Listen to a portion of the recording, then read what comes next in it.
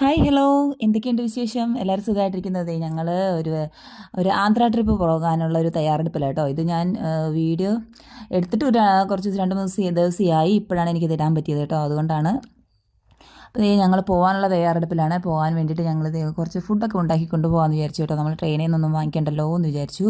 അങ്ങനെയുള്ള ചപ്പാത്തിക്കുള്ള മാവൊക്കെ കുഴയ്ക്കുവാണ് കേട്ടോ. ചപ്പാത്തിക്കുള്ള മാവൊക്കെ കുഴച്ചു.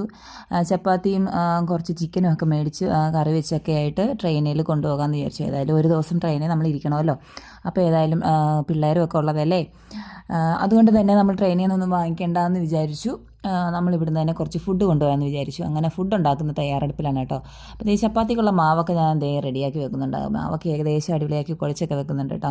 കുഴച്ച് വെച്ച് പിന്നെ ആണെങ്കിൽ ചിക്കൻ കറിയും ഒക്കെ ഉണ്ടാക്കി വെക്കാമെന്ന് വിചാരിച്ചു. അങ്ങനെ ചിക്കൻ ഞാൻ കറി വെച്ചു.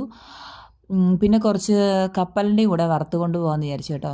എന്തെങ്കിലും ഇടയ്ക്ക് ഇരിക്കുമ്പോൾ കുറയ്ക്കാൻ വേണമല്ലോ. അപ്പോൾ നമ്മുടെ മെയിൻ സാധനം അല്ലേ കപ്പലണ്ടി. നമ്മുടെ ലൈവിൽ വരുന്നവർക്കൊക്കെ അറിയാം നമ്മുടെ മെയിൻ സാധനമാണ് കപ്പലണ്ടി.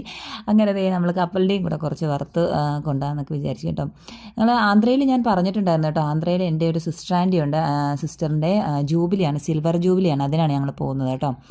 അപ്പോൾ സിൽവർ ജൂബിലി ആഘോഷം. അപ്പോൾ അവിടെ ആന്ധ്രയിൽ നമ്മുടെ വീട്ടുകാരെ മാത്രം കുറച്ച് വീട്ടുകാരെ മാത്രം വിളിച്ച് നടത്തുന്നൊരു ഫംഗ്ഷനാണ് കേട്ടോ.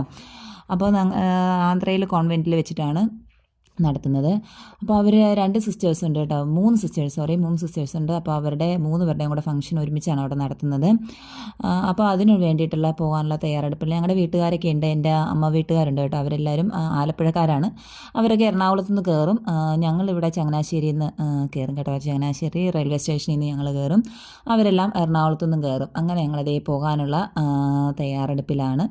ഈ ചപ്പാത്തിയൊക്കെ പരത്തിക്കൊണ്ടിരിക്കുന്നത് കേട്ടോ. ഞാൻ വൈകിട്ടത്തേക്കിന് എന്നാൽ കുറച്ച് ചപ്പാത്തി കൊണ്ടുപോകാം.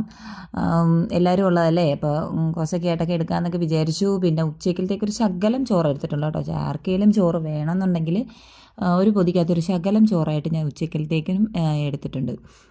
അപ്പോൾ ഞാൻ അവിടെ പോയിട്ടുള്ള വീഡിയോസൊക്കെ ഞാനിടും. എല്ലാം ഇടും കേട്ടോ. എല്ലാ വീഡിയോസൊക്കെ ഞാൻ ഇടുന്നതായിരിക്കും. ലോങ് വീഡിയോയും ഷോർട്സ് വീഡിയോ ഒക്കെ ആയിട്ടൊക്കെ ഞാൻ ഇടുന്നതായിരിക്കും. അപ്പോൾ എല്ലാവരും ഒന്ന് കാണണം കേട്ടോ. വീഡിയോ ഒക്കെ കണ്ട് എല്ലാവരും സപ്പോർട്ട് ചെയ്യണം. അപ്പോൾ ഇതുവരെ എന്നെ സപ്പോർട്ട് ചെയ്ത എല്ലാവർക്കും ഒരുപാട് നന്ദിയുണ്ട്. ഇതുവരെ എന്നെ സപ്പോർട്ട് ചെയ്ത് ഒരുപാട് പേര് എന്നെ സപ്പോർട്ട് ചെയ്യുന്നുണ്ട് കേട്ടോ. ഒത്തിരി പേരുടെ നിങ്ങളുടെ എല്ലാവരുടെയും സപ്പോർട്ട് കൊണ്ടാണ് ഞാനിപ്പോൾ ഇവിടം വരെ എത്തിയിരിക്കുന്നത്.